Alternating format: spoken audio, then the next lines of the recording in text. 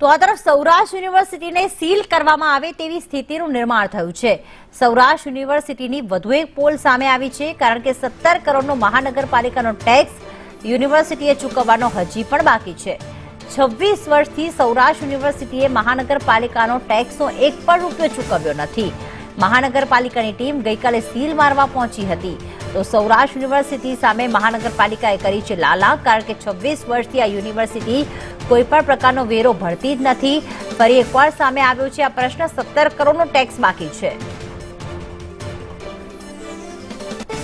મયુર સરવૈયા વધુ વિગતો સાથે જોડાઈ ગયા છે। મયુર, યુનિવર્સિટી દ્વારા જ વેરો ભરવામાં નથી આવતો, ત્યારે સીલ કરવા માટે પહોંચી હતી, ત્યારે જે વિદ્યાર્થીઓ યુનિવર્સિટીમાં અભ્યાસ કરે છે તેમના ભવિષ્યનું શું, આખો ઘટનાક્રમ શું છે? યુનિવર્સિટીએ કોઈ ખુલાસો આપ્યો છે કે કેમ ટેક્સ નથી ભરતી?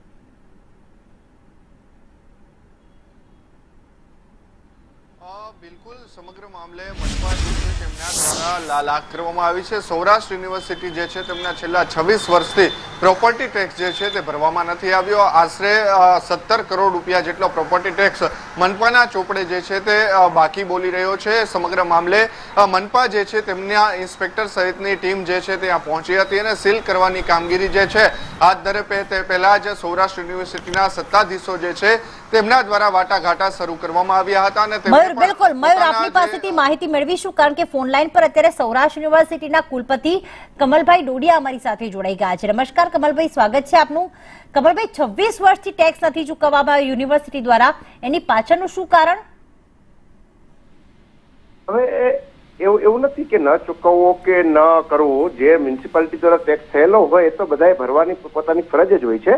પરંતુ સૌરાષ્ટ્ર યુનિવર્સિટીની પાસે પ્રશ્ન એ હતો કે સૌરાષ્ટ્ર યુનિવર્સિટીની આટલી મોટી જગ્યાની અંદર જયારે વેચાયેલી છે ત્યારે એનો અમુક પાર્ટ મુંજકા ગામની અંદર આવે છે, અમુક પાર્ટ રૈયા ગામની અંદર આવે છે, અમુક રૈયાની અંદર અમુક સાલે ભરેલો છે, મુંજકાની અંદર હમણાં લગભગ 2020 થી ભરેલો છે। તો એ જે ટેક્સનું વેલ્યુએશન છે એ જુદું જુદું રહેલું છે। એટલે અમારી એવી વાત છે કે ભાઈ આ બાબતની અંદર જો યોગ્ય નિર્ણય થઈ જાય કે આવડી મોટી યુનિવર્સિટીનો કયો પાર્ટ મુંજકામાં છે, ક્યારે છે, આ બધું નિશ્ચિત થઈ જાય અને પછી વેરો નક્કી થતો હોય તો વેરો ભરી જ દેવાનો હોય છે। આમાં અમારે એવું કઈ પર્સનલી ન ભરવો કે ન કરવો એવી કોઈ વાત હોતી નથી। બિલકુલ, પરંતુ વાત ત્યાં સુધી આવી ગઈ કમલભાઈ કે યુનિવર્સિટીને સીલ કરવા માટે અધિકારીઓ પહોંચી ગયા હતા, તો પછી ત્યાં ભણતા વિદ્યાર્થીઓના ભવિષ્યની ચિંતા થાય જ। બિલકુલ સાચી વાત છે। બધાએ પોતપોતાની ફરજો બજાવવાની જ હોય, એટલે મ્યુનિસિપાલિટી પોતાની ફરજ બજાવતી હોય તો એમાં અમે કઈ એવલું નથી પ્રશ્ન, પણ એ આ બધી વસ્તુઓ વાતચીતથી આનો નિર્ણય થશે। અને એક 26 વર્ષથી બાકી હોય તો એ મ્યુનિસિપાલિટી પણ રીતે કરતી હોય છે અને અમારા એ પોતાના પ્રશ્નો છે હવે એને તાત્કાલિક રીતે। તો શું પ્રશ્ન 26 વર્ષથી હજી પણ કમલભાઈ, સૌથી મોટી વાત એ છે 26 વર્ષથી આ પ્રશ્ન વણ ઉકેલાયો છે।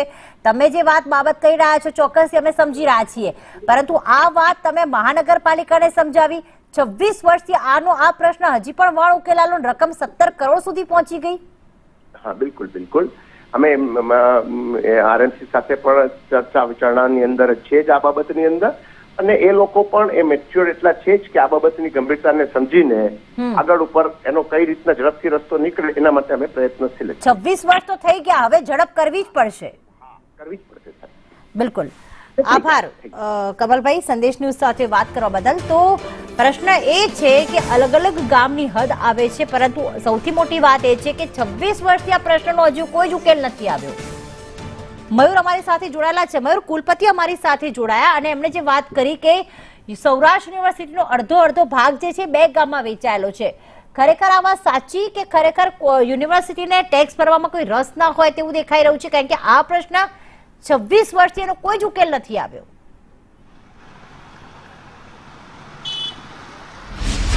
બિલકુલ પ્રીતિ, જે પ્રમાણે ઇન્ચાર્જ કુલપતિ કમલ ડોડિયાએ સંદેશ ન્યૂઝ સાથે વાત કરી અને તેમણે કહ્યું કે મુંજકા અને રૈયા ગામની હદ આવવાના કારણે અસમંજસ જે છે તે જોવા મળી રહી છે ને બંને યુનિવર્સિટીની અંદર અલગ અલગ વિભાગોમાં આવતી હોવાથી તેમના દ્વારા જે કેટલો ટેક્સ છે તેમને લઈને માહિતી પણ આપવામાં આવી હતી, પરંતુ સૌથી મોટો સવાલ એ છે કે 26 વર્ષથી આ વેરો જે છે તે 1 રૂપિયા પણ ભરવામાં નથી આવ્યો, જ્યારે સૌરાષ્ટ્ર યુનિવર્સિટીનો 17 કરોડ રૂપિયા સુધી વેરો પહોંચી ગયો હોવા છતાં કોર્પોરેશન જે છે તેમને દર વર્ષે નોટિસો પાઠવતી હોય છે, પરંતુ ક્યાંક ને ક્યાંક યુનિવર્સિટી જે છે તેમના સત્તાધીશો જે છે તે તેઓનો કોર્પોરેશનને પણ ન ગાંઠતા હોવાનું સામે આવ્યું છે ને તેમના જ કારણે હવે જે મનપાની ટીમ જે છે તે ઇન્સ્પેક્ટર સહિતની ટીમ ગઈકાલે ત્યાં પહોંચી હતી અને આખરે યુનિવર્સિટીને સીલ કરવી પડે ત્યાં સુધીની નોબત આવી ચૂકી હતી, પરંતુ ક્યાંક ને ક્યાંક ઇન્ચાર્જ કુલપતિ અને તેમના રજિસ્ટ્રાર જે છે તેમના દ્વારા વાટાઘાટા કરવામાં આવ્યા હતા અને ડેપ્યુટી મ્યુનિસિપલ કમિશનર જે છે તેમની સાથે બેઠક કરી હતી અને આગામી દિવસોમાં સરકાર સાથે